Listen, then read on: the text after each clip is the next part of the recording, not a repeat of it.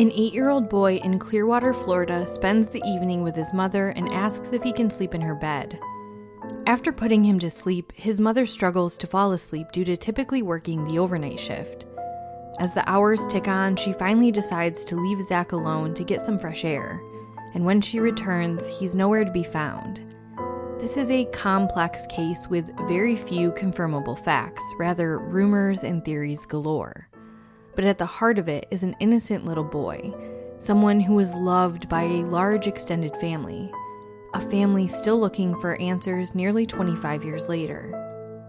I'm your host Megan, and each week on A Simpler Time True Crime, I cover older unsolved cases and challenge the idea that a simpler time means a safer time.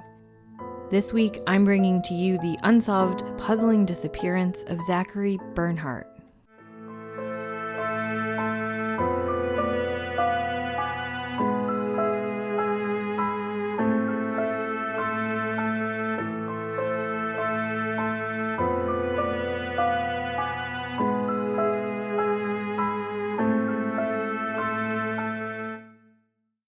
Before I get into this case today, I want to share that this has been a requested case I held some hesitation in covering.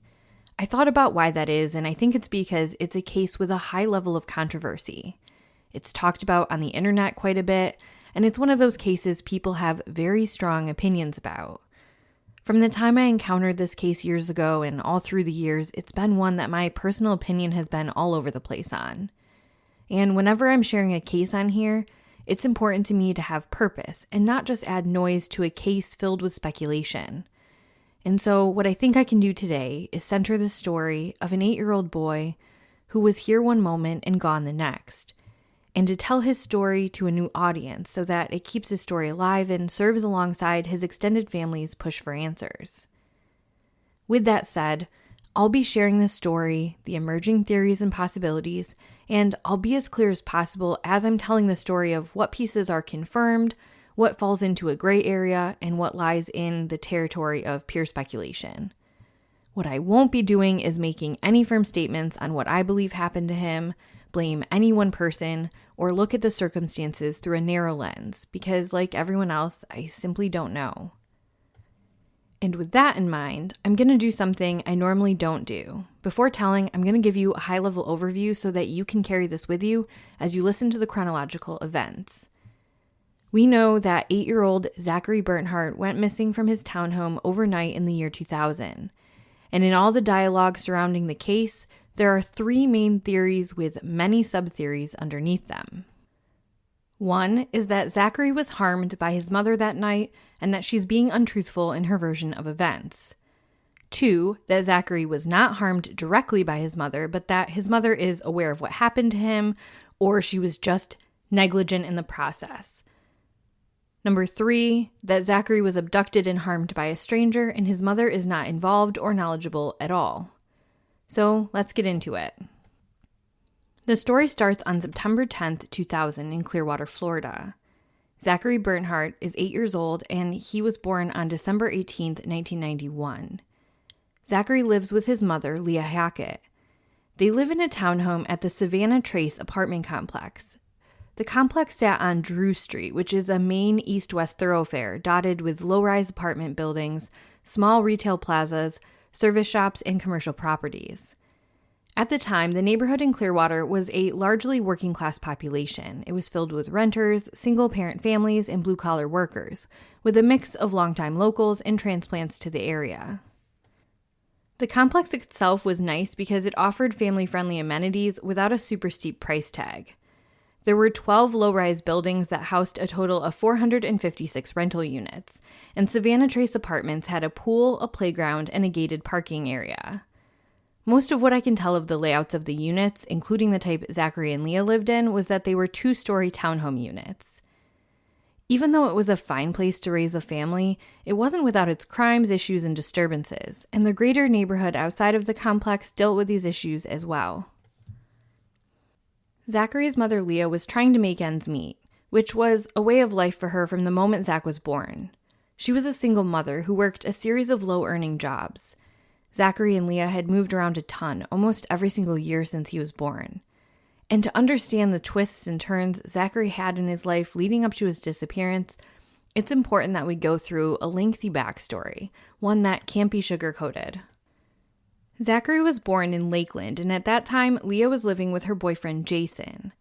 Shortly after Zachary's birth, a paternity test revealed that Jason was not his biological father, and Leah moved out.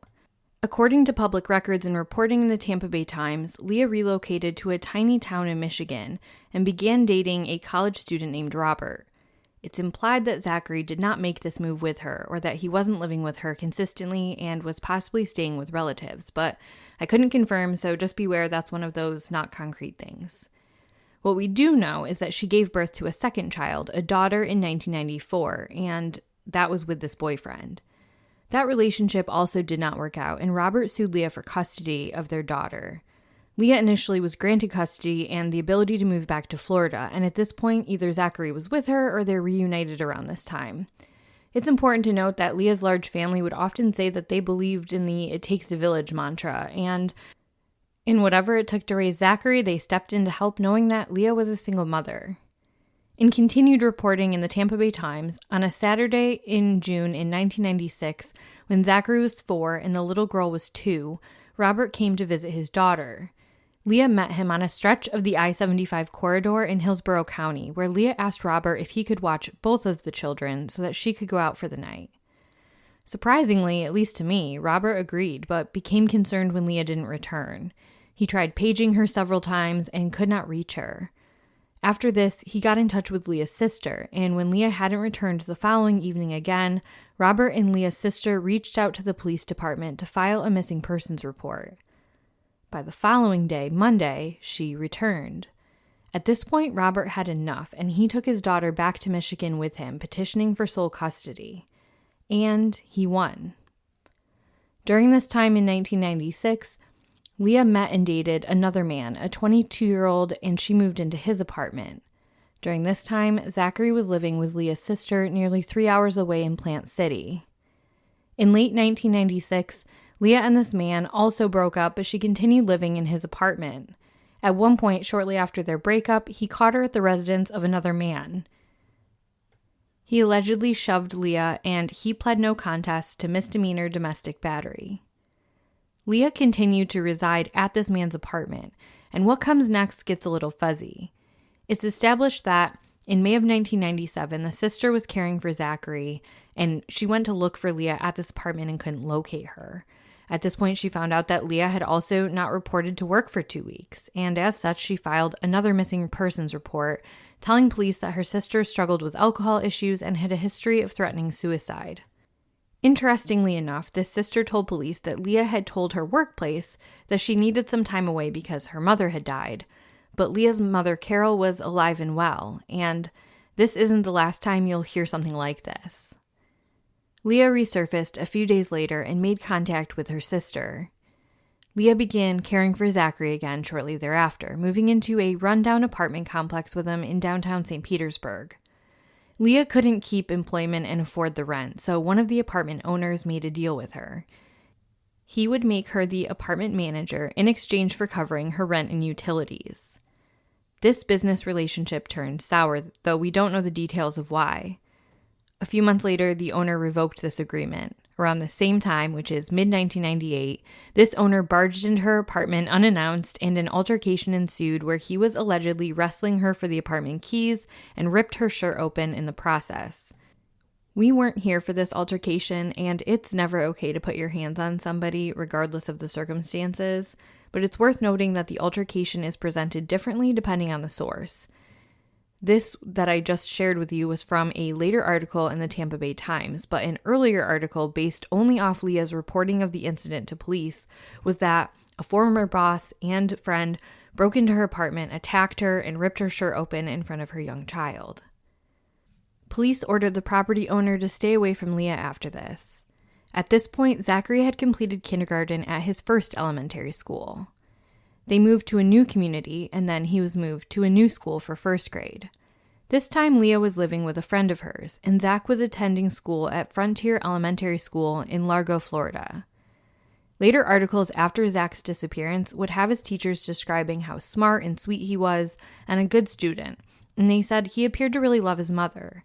They said that Leah was good and devoted, and she came across as attentive, though they said they were surprised about how good she looked and how she was presenting on television because she had told the teachers that she was dying from cancer, which is interesting because that very much was not the case, and Leah is alive and well as of this recording. So in living with her friend here, this was also short-lived. By November of 98, Leah and her roommate got into an altercation where the roommate said Leah owed her money, and this roommate eventually moved out. And Leah Hackett asked the landlord if she could rent out the unit independently. The landlord agreed, telling the Tampa Bay Tribune, quote, "I felt sorry for her. She has no husband, she has a kid, her son goes to the YMCA down the street, she says that's good for him, she says she's got cancer, woman cancer," end quote. Yes, you heard that right. She told the landlord the cancer story too, so he let her stay as long as he could. But anytime he would come to pick up the rent, she wouldn't open the door for him. He eventually evicted her in the spring of 99, and after that, Leah and Zach moved to the Savannah Trace townhome. And now, Leah had actually fallen behind on payments to her townhome at Savannah Trace, and according to the Tampa Bay Times, the rental company had begun the eviction proceedings. Leah had found out they were to be evicted just a handful of days before Zachary disappeared. I want to reiterate that I don't share that backstory to gossip about Leah's life or scrutinize her stumbles. We have no idea what was contributing to all of this.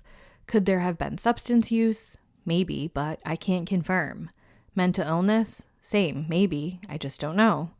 And if our lives were put out there for consumption, we'd probably have patches that we didn't want to revisit or have displayed. But in the end, this is about Zachary, and Zachary's life was more than just the day he disappeared, and to dilute the truth or talk about that day in a void would be inaccurate and remiss.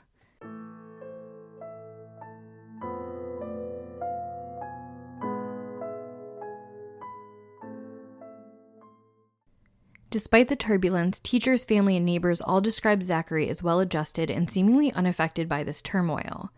Zachary was then enrolled at Eisenhower Elementary School, where he was loved and Leah was very involved, even volunteering at the school carnival. Zachary was smart and kind, and in an episode of Investigation Discovery's TV show Disappeared, Zachary's grandmother Carol described him as a child who loved to build forts and to craft and create things. You'd never throw out the cardboard from the toilet paper or paper towel roll because he liked to construct things out of them, like making make-believe telephones to play with. Repeatedly, I kept hearing those closest to him refer to him as a sweet little boy. He had many cousins in the Clearwater area and played with both those cousins and kids in his neighborhood regularly. The cousins would often come visit and hang out at Leah's house because Leah was considered the cool aunt who let them stay up and watch movies and was just loads of fun. Leah had employment at this point. She was working the night shift for a local telemarketing agency. As a single mother, this gave her a shift differential, and she needed all the money she could get. Apparently, she had a neighbor who would keep an eye on Zach while she was at these overnight shifts. Something that's not super clear was if Zach would go stay at this neighbor's house, if the neighbor would come over to Leah's apartment, or some other arrangement. On September 10th, 2001, Leah had the night off. But she kept her same sleep-wake schedule, so that day, Zachary played all over with neighborhood friends while Leah napped. When he came inside for the day, Leah reported that she made Zach his favorite dinner, and then they had a big movie marathon, which he was really excited about. He had asked Leah if he could sleep with her in her bed that night, so when he started dozing off on the couch during their movie session at around 11 p.m., she carried him up to bed. According to Leah, she was awake from her typical routine and napping that day, so she just kept watching movies herself. Then after that, she flipped through the channels a little bit. At around 1 a.m., Leah took the trash out and drove the garbage down to the community dumpster in the complex. When she got back, she got on her laptop for a bit and logged into some chat rooms, which is very early 2000s of her. After this, the reporting in various outlets reports and Leah's own story, I'll just say it gets a little messy. Particularly the timelines. What you'll hear is that she left anywhere from 2 to 4 a.m. Leah shares 4 a.m. for the most part, and police officials tend to believe it's somewhere between 3 and 4 a.m. But Leah says she's just restless and decides she's going to get some fresh air. She puts eyes on Zachary, who is still sleeping in her bed. Leah leaves the home without her key, leaves the door unlocked, and begins walking around her complex. And then she says she suddenly gets the urge to jump in the pool, and so she does, swimming from one end of the pool to the other. I've lived in apartment complexes with pools, and they are always gated, and the gates are usually locked after hours, but I couldn't find anything specific about this policy or if it was in any of the source material. So Leah was in her clothes, without a towel, and then, according to her story, she walks back to her townhome and keeps the air conditioning temp pretty cool in her apartment, so when she walks in soaking wet, she's immediately freezing, so she wants to hop in the hot shower. There are 2 different bathrooms she could have used, and this is important because one of them is right off of the master bedroom where Zachary's sleeping, and the other is a standalone. Now, it's possible she didn't want to wake Zachary, and so she went in the bathroom outside of the bedroom. If she used the shower within the bedroom, it's odd that she wouldn't have looked over in the bed to check on Zachary at all. However, either way, Leah reports that she gets out of the shower, and after this, she gets dressed and notices that Zachary is not in her bed. Leah initially thought, she says there's this gap between the bed and the wall, so she believes maybe he just fell off the bed, but he's not there. She looks in his bedroom and around the apartment and still doesn't see him.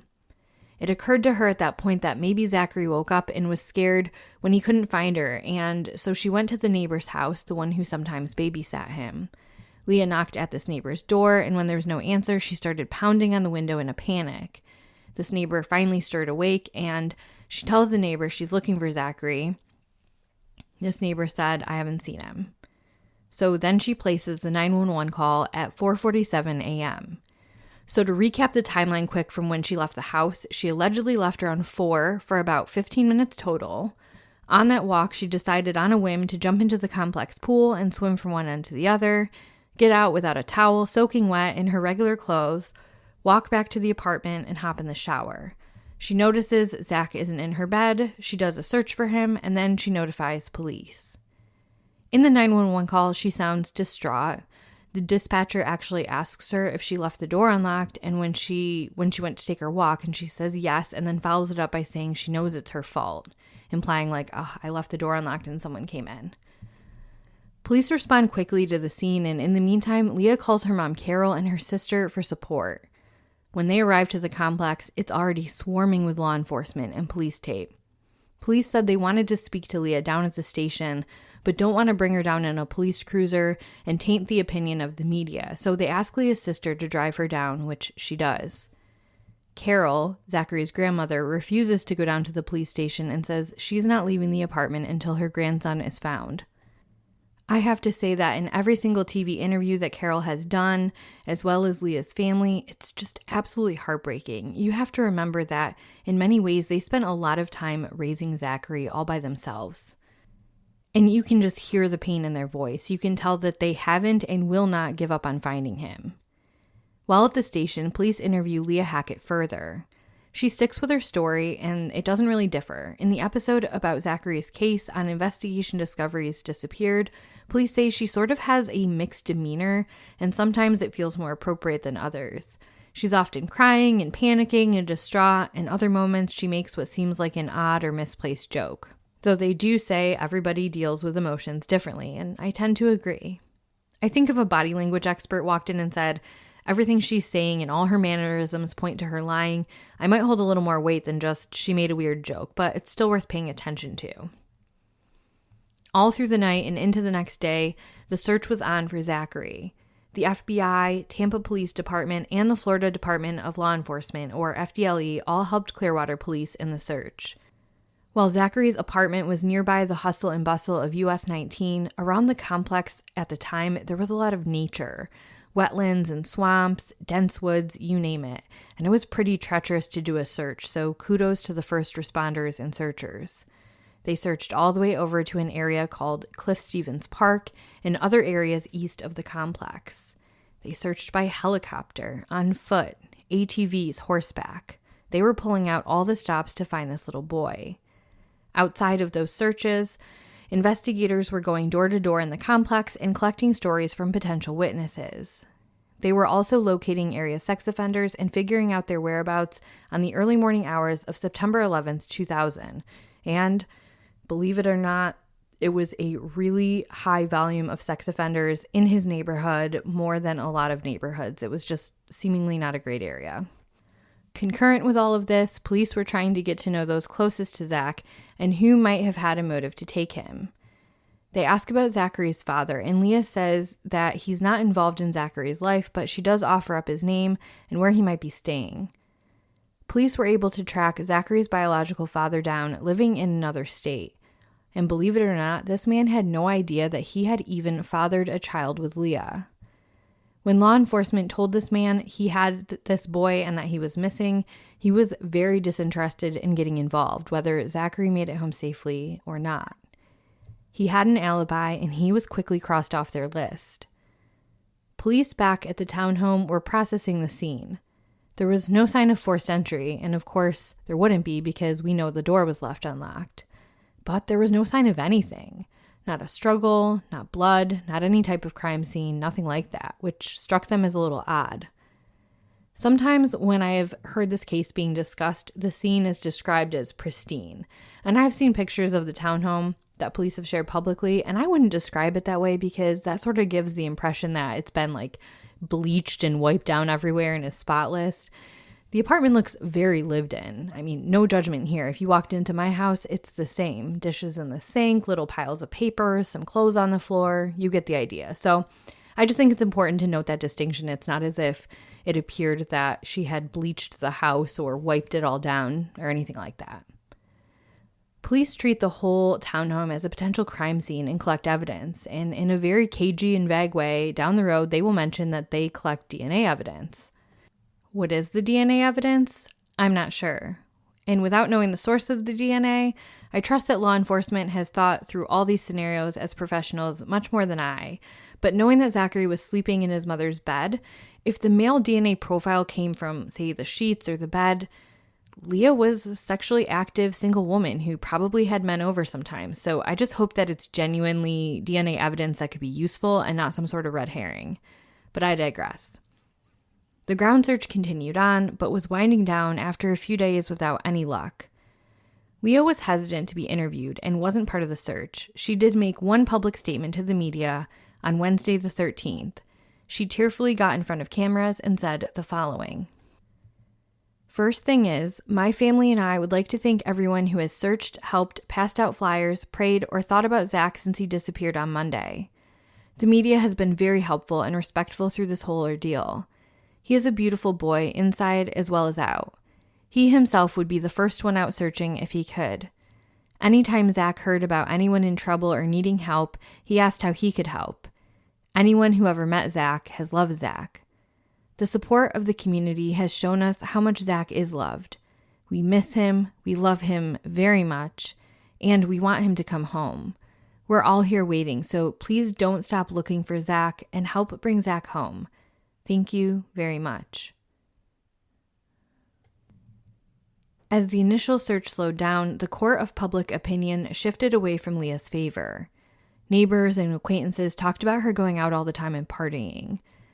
One neighbor, a woman named Deanna, shared that she was very close with her because her daughter and Zachary used to play together and Leah befriended her. Leah would often ask her to use her phone because she didn't have one. And she began giving away Deanna's phone number as a way of contact. The friendship soured when Deanna felt she was being taken advantage of with this arrangement, and she was sick of taking messages for Leah. She described Leah as somewhat of a strict parent, not so much in the supervision kind of way, but she said she was firm with Zach, and if he had tantrums or anything like that, it didn't fly. Deanna used to even have Leah watch her daughter sometimes, but closer to the disappearance, she had her stop watching her daughter because of their falling out. But she still thought Zachary was a sweet boy, so her daughter and Zachary played together.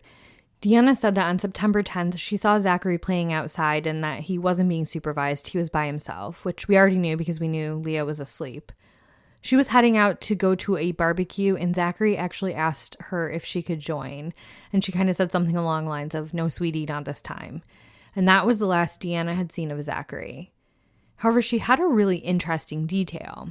She told police that in the early morning hours of September 11th, she noticed Leah's vehicle not there as she was saying goodbye to her boyfriend around 3:45 a.m. Another neighbor, a woman named Susan, said she went out for a cigarette break a little around 3 and saw Leah pulling up in her vehicle. Now, those timelines are a little confusing. How much are you looking at the clock in the middle of the night? I'm not really sure, but I was actually surprised that there were multiple people up in the middle of the night to kind of witness this. I think to myself that it's possible they saw her vehicle coming and going when she did that quick trash run, but it was very different times than what Leah provided. She said that was more around 1 a.m., so it's hard to say. Either way, it added an element of distrust to Leah's story. Was she out all that night for longer and she's trying to cover that up so she doesn't look neglectful or get in trouble? Was she out doing something else? Her story certainly didn't sit right with the public or investigators. She actually told investigators that she had no idea why she jumped in the pool that night, that she doesn't even like swimming, so it just didn't add up. And shortly after Zachary's disappearance, Leah stopped cooperating. She stopped talking to officials, stopped talking to the media, and said she had shared everything she had to share with police. She moved out of state, changed her name, and tried to pick up the pieces and start a brand new life.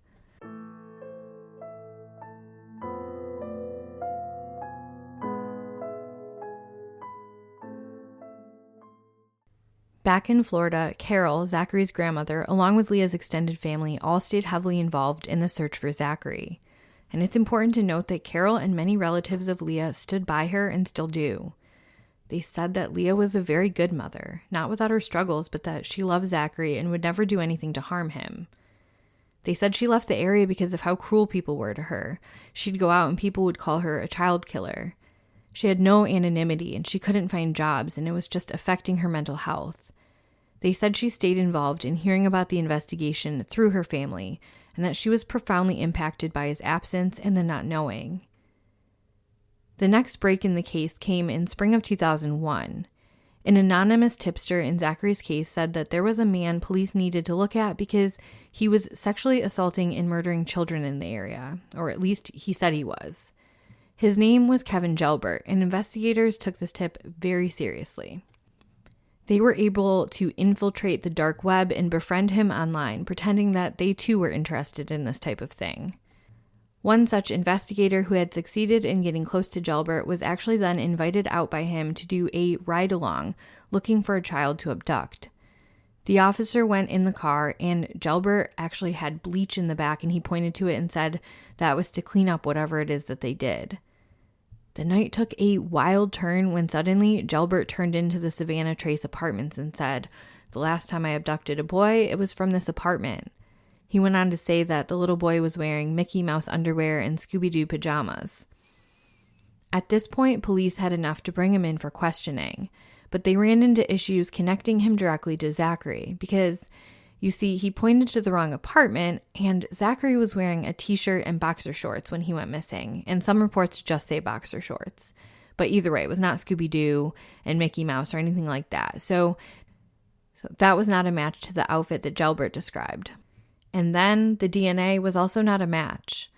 Again, we don't know the DNA or how reliable it is in ruling people out in this particular case, but that's what they said. One other odd thing they found with Gelbert, though, was a receipt in his possession. About 2 weeks after Zachary went missing, a receipt was found for a local landfill. Police investigated that landfill, but as you can imagine, that was a needle in a haystack, and they couldn't find any evidence of Zachary being there, especially after all this time.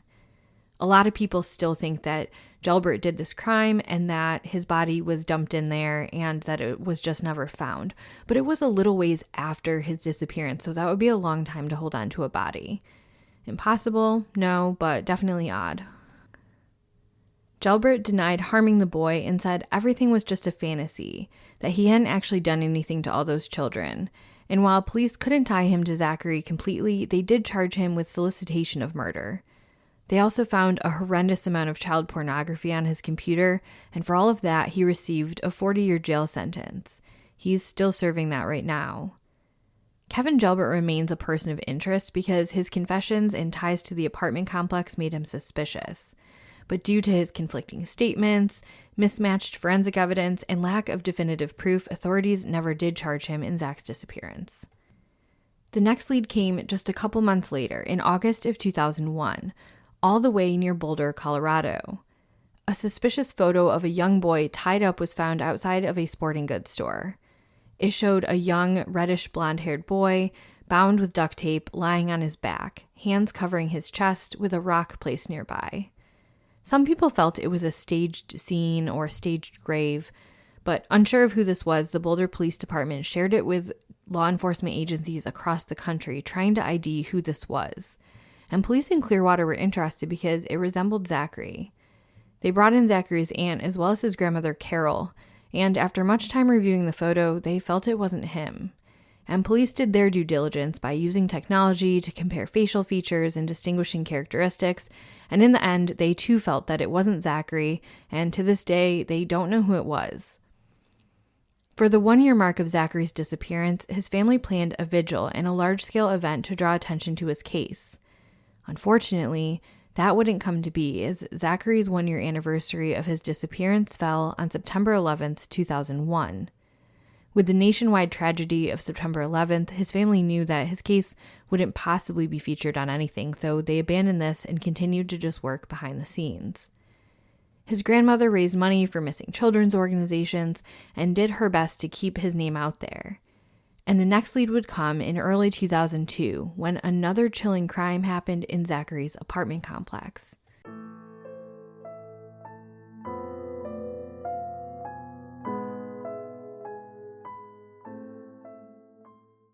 In January of 2002, some boys were playing on the playground at the Savannah Trace complex. A man in a truck approached the boys and asked them if they wanted some ice cream he had in his truck.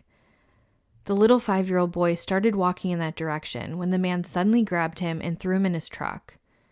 The other young boys were frightened and immediately went for help, and an Amber Alert was issued. A full-scale search and roadblocks were happening, and the hours marched on with no sign of the boy, and people began to fear the worst.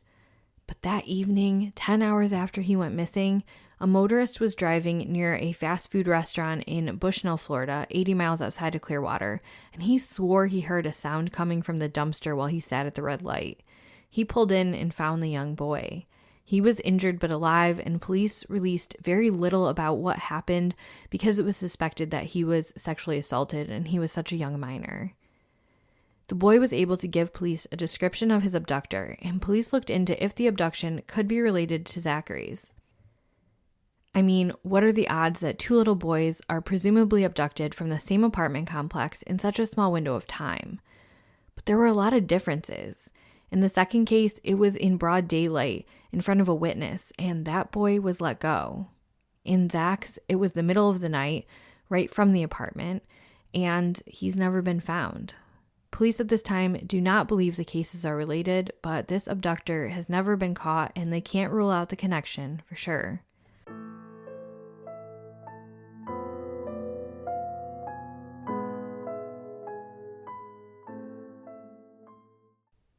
Leah resurfaced around the 2-year anniversary for an event in Zachary's name.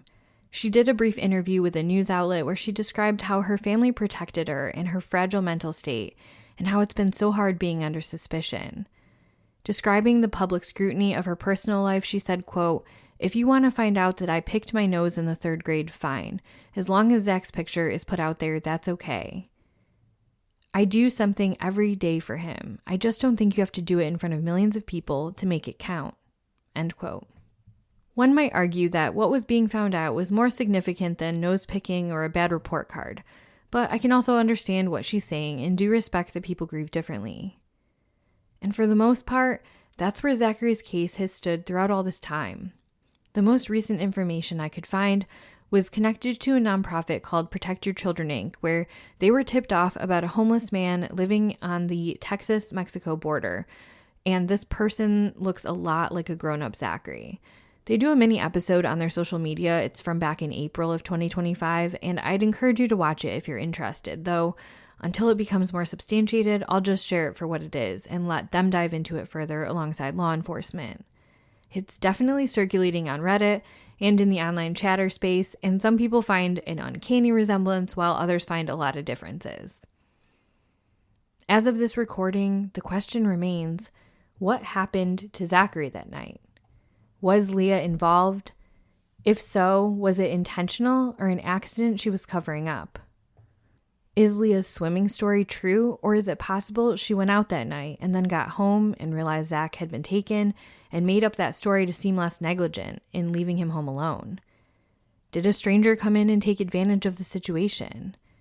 In one of Leah's rare public commentary moments, she shared her belief that she now believes a man was watching her and her apartment and noticed that she left and took advantage of the situation. Was it Kevin Gelbert? What DNA do investigators have? Of course, I know investigators are understandably going to keep that to themselves until an arrest, and I hope that day comes soon. This year will mark 25 years since Zachary disappeared, and regardless of what you think of Leah or her involvement, Zachary does have a strong extended family who has been destroyed by this. His grandmother Carol said how it broke up her family and that certain relatives believe Leah is responsible, while her and others do not. But no matter what, they love Zachary deeply, and they deserve to have answers in what happened to their sweet little boy. If you have any information on the disappearance of Zachary Bernhardt, please contact 1-800-843-5678. This has been another episode of A Simpler Time True Crime. Please be sure to follow me on all social media, particularly on Instagram, where I always share supporting pictures for every episode. Please also follow me on your preferred listening platform and leave a 5-star review. Case suggestions can be sent to simplertimecrimepod@gmail.com. And as always, thank you so much for listening, and I'll see you again next week.